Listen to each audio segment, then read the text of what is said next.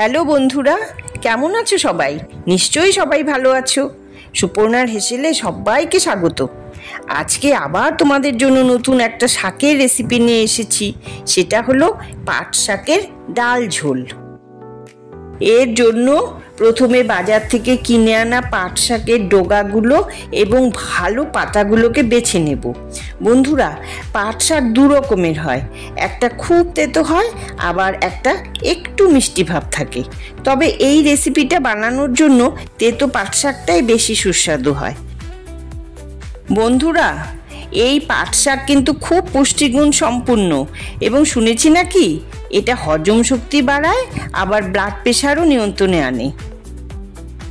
এবার একটি প্যানে 3 চামচ সাদা তেল গরম করে তাতে কালো জিরে ফোড়ন দিয়ে 2টো কাঁচা লঙ্কা আর কুচো করে রাখা পেঁয়াজ ভাজতে থাকবো।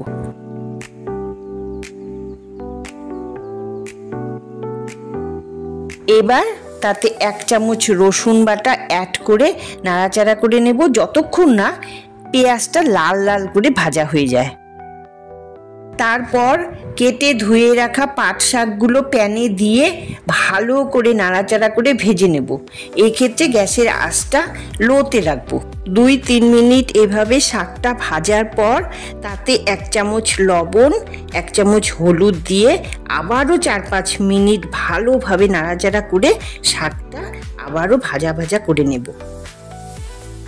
বন্ধুরা, আমি অন্য একটি কড়াইয়ে কিছুটা সোনা মুগ ডাল অল্প লবণ দিয়ে ভালোভাবে সেদ্ধ করে নিয়েছি। সেই সেদ্ধ করা মুগ ডালকে এবার ভাজা পাট শাকের মধ্যে দিয়ে 2-3 মিনিট লো ফ্লেমে নাড়াচাড়া করে নিলেই তৈরি হয়ে যাবে আজকের রেসিপি পাট শাকের ডাল ঝোল। বন্ধুরা, রেসিপিটা এত সুন্দর খেতে হয় যে 1 থালা ভাত এটা দিয়েই অনায়াসে খেয়ে নেওয়া যায়। তোমরাও বাড়িতে বানিয়ে দেখো, তারপর আমাকে বলো আমি ঠিক বলছি না ভুল বলছি। তো বন্ধুরা, আবার দেখা হবে অন্য একটা রেসিপি নিয়ে। ততক্ষণের জন্য টাটা।